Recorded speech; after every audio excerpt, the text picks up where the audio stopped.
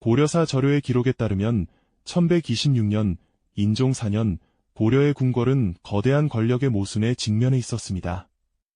왕의 외할아버지이자 장인이었던 이자겸이 보낸 독덕이 인종 앞에 놓인 순간입니다.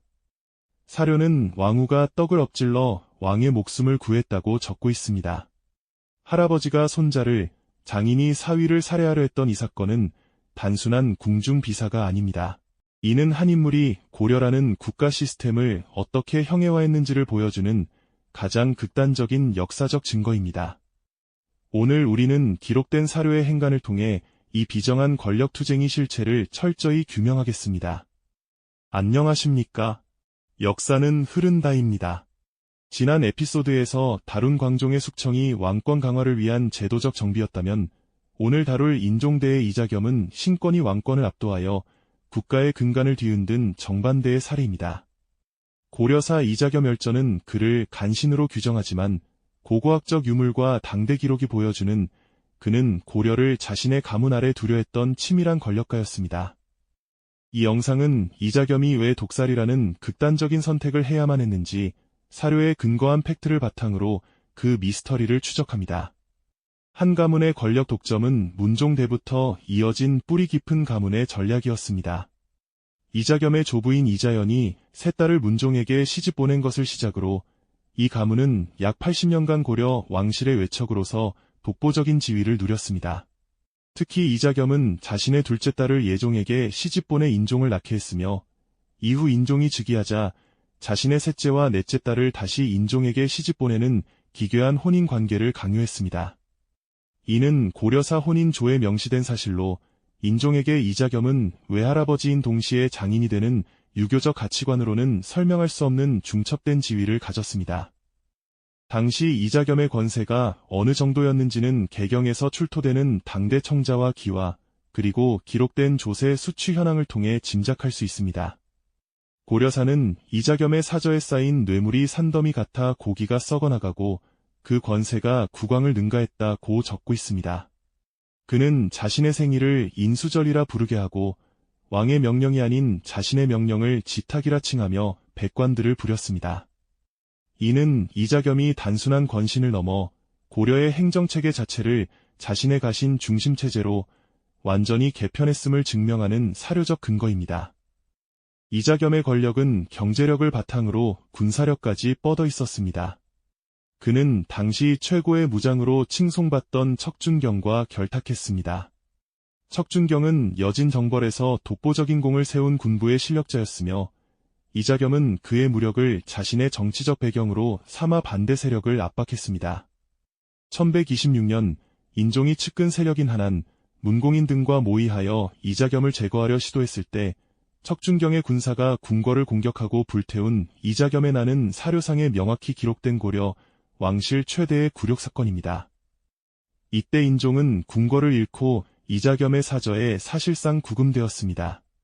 독살 시도는 이 구금 기간 중에 발생했습니다.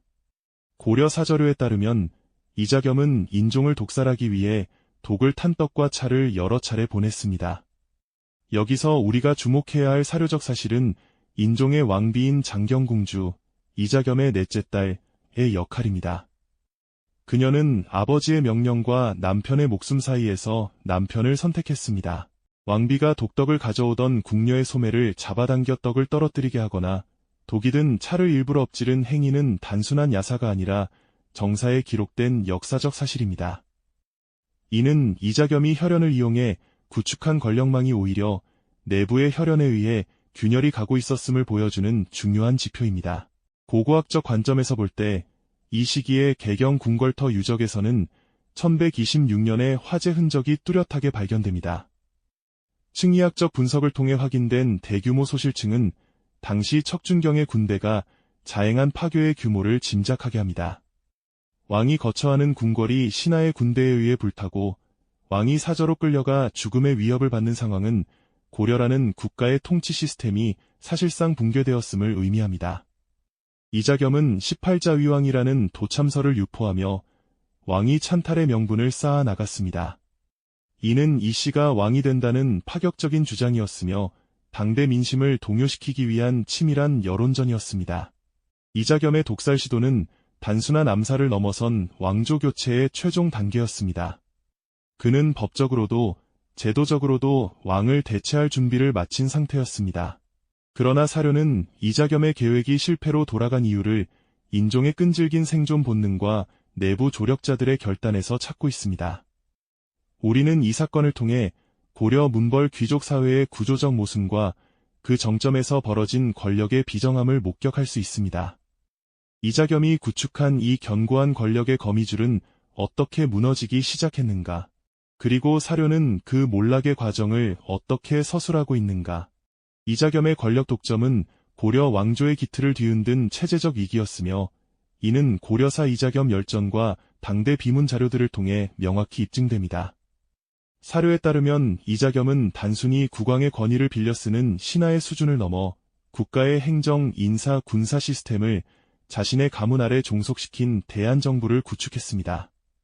그 결정적인 증거가 바로 이자겸의 사저에 설치된 의장부입니다. 본래 국왕의 행차와 의례를 담당하던 용어인 의장을 자신의 사적 거처에 명명했다는 사실은 그가 이미 스스로를 국왕과 동등하거나 그 이상의 존재로 규정했음을 보여주는 실증적인 지표입니다. 고려사는 이자겸이 국왕의 조서를 대신하여 자신의 명령을 지탁이라 부르며 백관들에게 하달했다고 기록하고 있습니다. 이는 단순한 권세의 과시가 아니라 고려의 공식적인 행정 절차를 무력화시킨 제도적 찬탈이었습니다. 당시 조정의 관리들은 왕궁이 아닌 이자겸의 집으로 출근하여 국정을 논의했으며 모든 인사결정권은 이자겸의 손에서 직접 이루어졌습니다. 학계에서는 이 시기를 문벌 귀족 사회의 구조적 모순이 정점에 달한 시기로 분석하며 공적기구인 상서성과 중서문화성이 사실상 이자겸 가문의 가신기구로 전락했음을 지적합니다. 경제적 측면에서의 사료적 근거 또한 압도적입니다. 고려사 기록을 보면 사방에서 올라오는 뇌물과 진상품이 이자겸의 집에 산더미처럼 쌓여 고기가 썩어나가고 비단이 헤어졌다는 대목이 등장합니다. 이는 당시 고려의 조세 수출 체계와 유통망이 국고가 아닌 이자겸의 사고를 중심으로 재편되었음을 시사합니다. 개경 인근의 비옥한 토지들은 대부분 경원이씨 가문의 소유로 편입되었으며 이들은 전시과 제도의 취지를 무시하고 세습적인 대농장을 형성했습니다. 이러한 경제적 독점은 국가 재정의 약화를 초래했으며 이는 곧 국방력 저하와 중앙정부의 통제력 상실로 이어지는 악순환의 고리가 되었습니다. 이자겸의 권력 유지를 가능케 했던 또 다른 축은 외교적 기록에서 발견됩니다. 당시 동아시아의 정세는 여진족이 세운 금나라가 요나라를 멸망시키고 고려의 사대를 요구하던 긴박한 상황이었습니다. 고려사와 금사의 기록을 종합해보면 서경 세력을 중심으로 한 강경론자들은 금나라와의 전쟁을 불사하더라도 제국의 자존심을 지켜야 한다고 주장했습니다. 그러나 권력의 정점에 있던 이자겸은 금나라의 요구를 전격 수용하며 사대 관계를 확립했습니다. 학계에서는 이를 이자겸이 대외적 전쟁이라는 변수를 차단하여 자신의 내부 권력을 안정시키기 위한 지극히 정략적인 선택이었다고 평가합니다. 국가의 안보와 명분보다 가문의 안위를 우선시했던 사료적 실체입니다.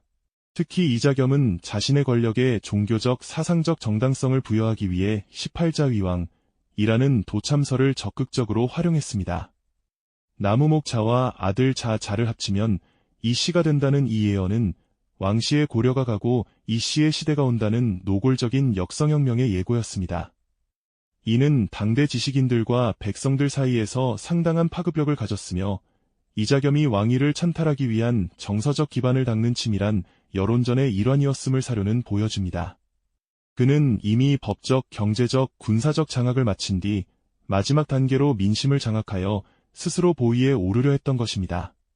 독살 미수 사건이 발생하기 직전에 궁궐 상황을 기록한 고려 사저료를 보면 인종은 자신의 침실 주변조차 이자겸의 첩자들로 가득 차 있었다고 전합니다.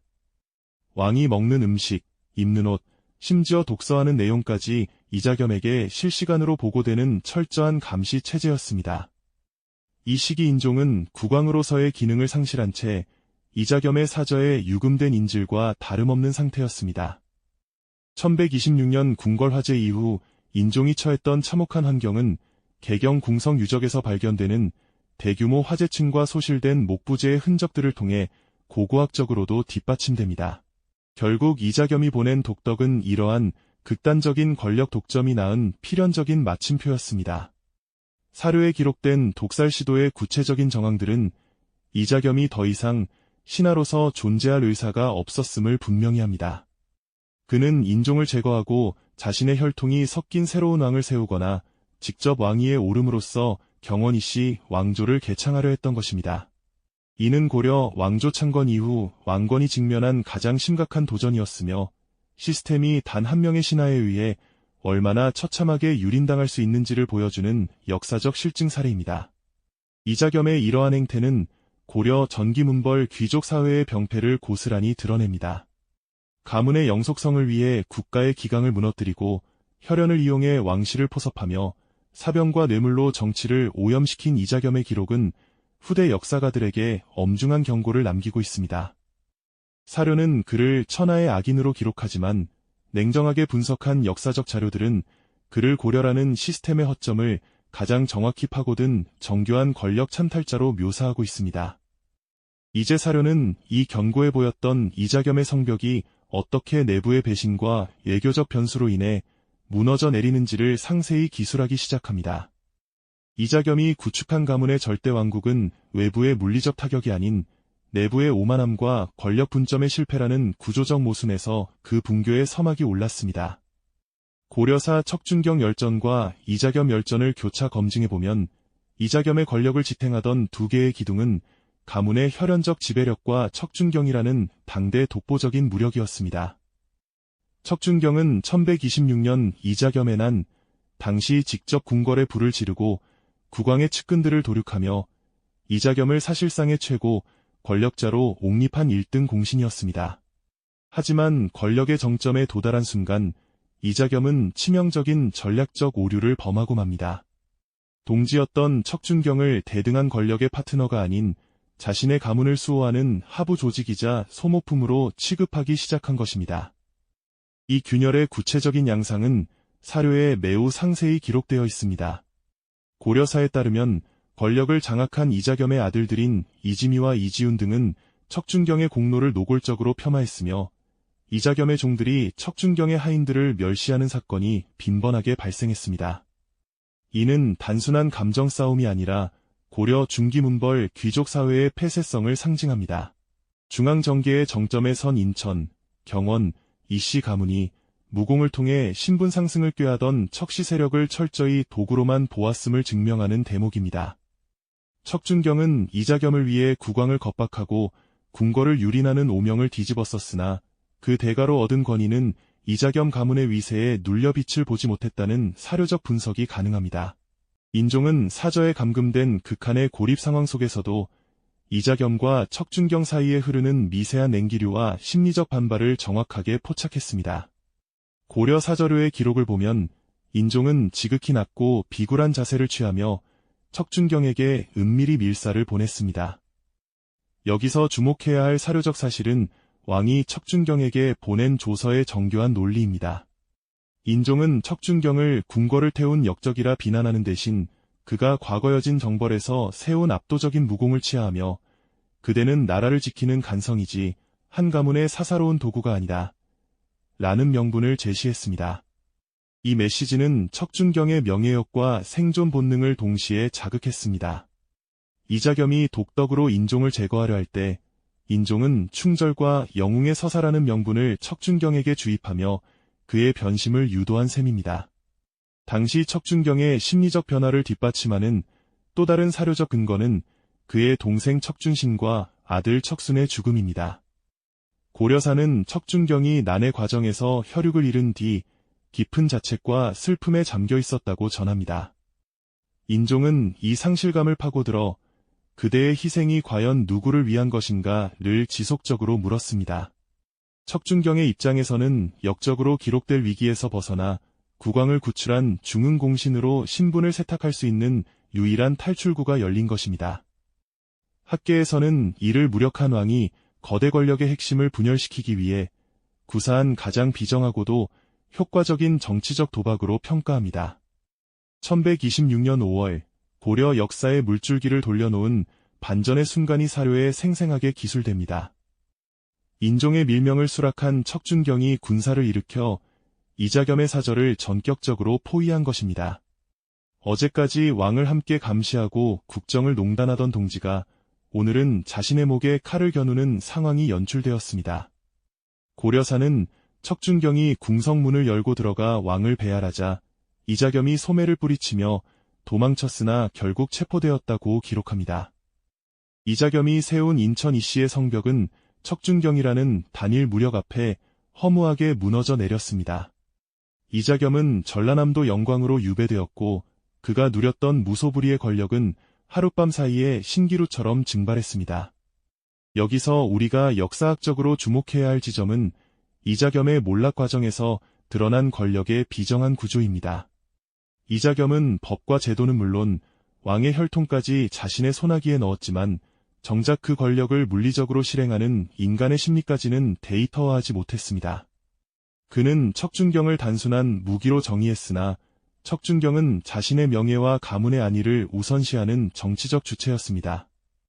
이자겸의 실패는 지배구조의 설계가 아무리 정교하더라도 그 구성을 이루는 핵심 인력과의 권력 배분에 실패했을 때 시스템이 어떻게 붕괴하는지를 보여주는 교과서적인 사례입니다. 이자겸의 몰락 이후 인종은 왕권을 회복하는 듯 보였으나 실상은 더 깊은 늪으로 빠져들었습니다. 고려 사저료의 사료적 분석에 따르면 이자겸이 파괴한 고려의 정무 시스템은 쉽게 복구될 수 있는 수준이 아니었습니다. 신하가 왕을 독살하려 시도하고 궁궐에 불을 지른 전례는 이후 고려 무신들에게 강력한 영감을 주었습니다. 이자겸과 척준경도 왕을 위협했는데 실질적 무력을 가진 우리가 못할 것이 무엇인가 라는 인식이 고려 정계의 기저에 깔리기 시작한 것입니다. 이자겸은 자신의 일시적인 지위를 지키기 위해 고려라는 국가가 가진 국왕의 불가침성이라는 최후의 보루를 스스로 허물어뜨리는 역사적 자충수를 두었습니다. 또한 이자겸이 금나라에 사대하며 유지했던 대외적 안정 역시 그의 퇴장과 함께 산산조각이 났습니다. 강력한 1인 지배체제가 사라지자 조정은 다시 금나라와의 관계를 두고 극심한 이념적 분열에 휩싸였습니다. 이는 훗날 묘청을 중심으로 한 서경 세력이 금국 정벌과 칭제권원을 주장하며 대규모 내전으로 치닫는 결정적인 배경이 되었습니다. 이자겸은 개인의 안위를 위해 국가의 명분을 팔았고 그 결과는 인종을 비롯한 후대 왕들이 감당해야 할 막대한 외교적 부채가 되어 돌아왔음을 사료는 증명합니다. 독덕의 위협에서 살아남은 인종은 이후 평생을 권신들의 눈치를 살피며 살아야 했습니다. 이자겸을 제거하기 위해 척준경의 힘을 빌렸지만 그 대가로 척준경이라는 또 다른 거대 무력이 왕권을 압박하는 악순환이 반복되었습니다. 권력은 공백을 허용하지 않으며 한 명의 괴물을 몰아낸 자리에 또 다른 괴물이 들어앉는 역사의 법칙이 그대로 실현된 것입니다. 이자겸이 건넨 독덕은 인종의 육신은 죽이지 못했으나 고려라는 제국의 통치 철학과 시스템에는 치명적인 중독 증상을 남겼습니다. 우리는 이자겸의 파멸을 통해 권력의 가장 차가운 이면을 보아야 합니다. 그는 고려를 소유하려 했으나 결국 고려의 기반을 송두리째 흔들어 놓았습니다. 자신의 딸들을 희생시키고 손자의 목숨을 노리며 쌓아올린 그 공든탑은 신뢰와 공정한 보상이라는 기초공사가 결여된 탓에 작은 변심에도 힘없이 붕괴했습니다. 이자겸의 난은 단순한 반란의 기록이 아니라 사적 욕망이 공적 시스템을 압도했을 때 한 국가가 얼마나 처참하게 무너질 수 있는지를 보여주는 역사적 실증 데이터입니다. 유배지로 떠나는 이자겸의 뒤편에서 고려의 황혼이 지고 있었습니다. 이자겸은 죽었으나 그가 뿌린 불신의 씨앗은 무신정변이라는 피의 계절을 불러오는 도화선이 되었습니다. 왕은 더 이상 보호받지 못하는 존재가 되었고 힘있는 자라면 누구든 왕을 도구로 쓸 수 있다는 사실이 만천하에 공개되었습니다. 이자겸이 남긴 파괴적 유산이 고려의 심장을 어떻게 멈추게 했는지 이제 마지막 결말을 맺겠습니다. 이자겸이 유배지에서 생을 마감했다고 해서 그가 고려라는 국가 시스템에 주입한 독소가 완전히 해독된 것은 아니었습니다. 고려사 이자겸 열전의 결론과 학계의 통치 구조 분석을 종합해볼 때 이자겸은 고려의 운영체제에 치명적인 기능 장애를 남긴 인물이었습니다. 그가 남긴 가장 파괴적인 유산은 국왕의 신성성 붕괴와 사적 무력에 의한 국정 장악이라는 비정한 선례였습니다. 왕의 외할아버지가 왕궁에 불을 지르고 왕을 독살하려 했던 이 사건은 고려 사회를 지탱하던 유교적 질서와 천륜이라는 최후의 심리적 보루를 완전히 무너뜨렸습니다. 이제 고려는 더 이상 명분과 예법으로 통제되는 나라가 아니었습니다. 누가 더 강력한 가신 집단을 보유했는가, 누가 더 잔인하게 경쟁자를 제거할 수 있는가에 따라 권력의 향방이 결정되는 힘의 논리가 지배하는 공간으로 변모한 것입니다. 이 지점에서 우리는 이자겸 이후의 고려를 기록한 사료들을 주목해야 합니다. 역사학자들은 이자겸의 난을 훗날 벌어질 무신정변의 결정적인 전조로 규정합니다. 신하가 마음만 먹으면 왕을 폐위하거나 직접 목숨을 노릴 수 있다는 사실을 목격한 무신들은 이자겸이 보여준 권력의 문법을 그대로 학습했습니다. 이자겸이 문벌과 외척이라는 제도적 지위를 이용했다면 이후의 권력자들은 병권과 물리적 폭력을 이용했을 뿐입니다. 본질은 동일합니다. 국가라는 공적 시스템을 특정 가문의 사적 이익을 위한 도구로 전락시킨 것입니다. 사료에 나타난 이자겸의 행태는 고려 중기의 번영을 끝내고 제국을 피비린내 나는 하향 곡선으로 밀어넣은 실질적인 기점이 되었습니다. 독덕 사건에서 기적적으로 살아남은 인종의 후반기 통치 기록은 참혹하기 그지없습니다. 육체적인 독은 피했을지 모르나 정무적인 중독 증세는 그의 치세 전반을 마비시켰습니다. 고려 사저료에 따르면 인종은 평생을 권신들의 눈치를 살피며 보내야 했습니다. 이자겸을 제거하기 위해 척준경의 무력을 빌렸고 다시 척준경을 제거하기 위해 정지상 등 서경 세력의 힘을 빌려야 했던 이 연쇄적인 권력 채무 상태는 왕권의 고립을 가중시켰습니다. 이 과정에서 고려의 정치는 국가의 장기적 비전을 논하는 생산적 토론이 사라지고 오직 생존을 위한 암투와 숙청만이 남은 저급한 권력 투쟁이 장으로 변질되었습니다. 또한 이자겸이 금나라에 사대하며 벌어놓은 일시적인 평화는 더 큰 외교적 재앙으로 돌아왔음을 사료는 증명합니다. 국가의 자존심을 버리고 금나라의 신하를 자처했던 이자겸의 노선은 고려 지식인들과 군부 세력에게 씻을 수 없는 굴욕감을 남겼습니다. 이는 훗날 묘청을 중심으로 한 서경 세력이 금국 정벌과 칭제권원을 주장하며 대규모 내전으로 치닫는 결정적인 명분이 되었습니다. 이자겸이 가문의 안위를 위해 선택한 비굴한 굴종이 결국 고려를 묘청의 난이라는 내전의 소용돌이로 몰아넣은 것입니다. 사료적 사실에 근거해 볼 때 사익을 우선시한 한 권력자의 선택이 국가 전체에 수십 년에 걸친 사회적 비용을 청구하게 만든 전형적인 사례라 할 수 있습니다. 경제적 관점에서도 이자겸의 유산은 고려의 근간을 흔들었습니다. 그가 장악했던 막대한 부와 토지는 국가 재정으로 환수되어 민생을 위해 쓰이는 대신 또 다른 권문 세족들의 손으로 분산되었습니다. 고려의 핵심 제도였던 전시관은 이 시기를 기점으로 회복 불가능한 붕괴의 길을 걷기 시작합니다.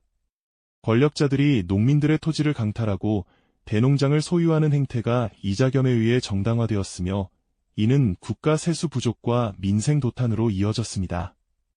이자겸이 보여준 사유화된 국가의 모델은 고려 후기까지 이어지는 고질적인 병폐의 시초가 되었습니다. 우리는 이자겸이라는 인물을 통해 권력의 가장 차가운 속성을 사료 속에서 목격했습니다. 그는 손자에게 독덕을 건네면서도 그것이 가문의 존속을 위한 불가피한 선택이라 판단했을 것입니다. 하지만 그 결단은 결국 자신의 가문을 멸문지화로 이끌었고 자신이 그토록 집착했던 절대 권력은 단 한 명의 신복인 척준경이 마음을 돌리는 순간 허무하게 무너졌습니다. 이것은 권력이 결코 혈연이나 고착화된 제도로 구속될 수 없는 유동적인 역학관계의 산물임을 의미합니다. 이자겸은 시스템을 장악했다고 믿었으나 정작 그 시스템의 구성 요소인 인간의 심리적 변심을 통제하는 데는 철저히 실패했습니다. 고려사는 이자겸 이전과 이후로 명확히 나뉩니다. 이자겸 이전의 고려가 중앙 집권적인 관료 국가로서의 체계를 확립하려 했던 역동적인 시기였다면 이자겸 이후의 고려는 각자도생과 약육강식의 시대로 접어들었습니다. 왕은 상징적인 존재로 전락했고 실질적인 힘은 개경의 권세가들과 무장들에게 분산되었습니다. 이자겸이 건넨 독덕은 인종이라는 한 명의 인간을 겨냥한 것이 아니라 고려라는 제국의 통치 이념을 겨냥한 것이었습니다. 그 독은 서서히 퍼져나가 고려의 행정과 국방을 마비시켰고 결국 훗날의 거대한 외세 침략 앞에 고려가 무기력하게 무너지는 구조적 원인이 되었습니다. 역사는 반복되는 데이터의 기록입니다. 이자겸의 독덕은 형태를 바꿔 오늘날에도 우리 앞에 나타납니다. 조직의 이익이라는 명분으로 개인의 희생을 당연시하는 폐쇄적인 구조, 혈연과 학연을 이용해 공적 시스템을 가문의 자산으로 삼으려는 시도들이 바로 그것입니다. 우리는 이자겸의 몰락을 기록한 사료를 보며 경계해야 합니다. 신뢰를 배신으로 갚고 인륜을 권력의 수단으로 삼는 자들의 결말이 얼마나 처참한지를 말입니다. 인종은 결국 이자겸이 남긴 불신의 유산 속에서 생을 마감했습니다. 그가 죽고 난 뒤 고려는 무신들의 칼날 아래 놓이는 더 큰 비극을 맞이하게 됩니다. 할아버지가 손자에게 건넨 그 떡 하나가 제국의 운명을 어떻게 뒤틀어 놓았는지 우리는 사료의 행간을 통해 잊지 말아야 합니다. 역사는 단순히 과거의 기록이 아니라 오늘 우리가 마주한 유혹의 독덕을 거부할 수 있는 해안을 주는 거울이기 때문입니다. 권력을 탐하는 자는 많으나 그 권력의 무게를 온전히 책임지는 자는 드뭅니다. 이자겸이 남긴 잿더미 위에서 우리는 어떤 국가적 가치를 우선해야 할지 냉정하게 자문해야 할 때입니다. 오늘 우리는 고려사와 고려사저료가 기록한 고려사 최악의 권력 암투, 이자겸의 독덕 사건을 사료 중심으로 해부해 보았습니다. 왕의 외할아버지이자 장인이었던 남자가 왜 자신의 핏줄을 죽이려 했는지, 그리고 그 비정한 선택이 고려라는 제국의 시스템을 어떻게 마비시켰는지 보셨을 것입니다. 여러분은 기록된 사료를 통해 어떤 생각을 하셨습니까? 이자겸은 가문을 지키기 위한 극단적인 전략가였을까요? 아니면 시스템의 허점을 이용해 괴물이 된 찬탈자였을까요? 여러분의 역사적 견해를 댓글로 자유롭게 남겨주십시오. 사료에 근거한 토론은 우리를 더 깊은 통찰로 안내할 것입니다. 이 영상이 고려사의 진실을 이해하는 데 도움이 되셨다면 구독과 좋아요로 함께해 주시기 바랍니다.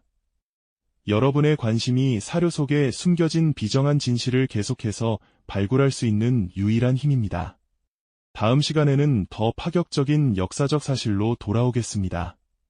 외왕내제의 이중생활, 황제라 쓰고 왕이라 불린 제국, 고려가 어떻게 국제사회의 눈을 속이며 자신들만의 화려한 황제국 체제를 유지했는지 사료가 증언하는 그 위험한 줄타기의 실체를 공개하겠습니다.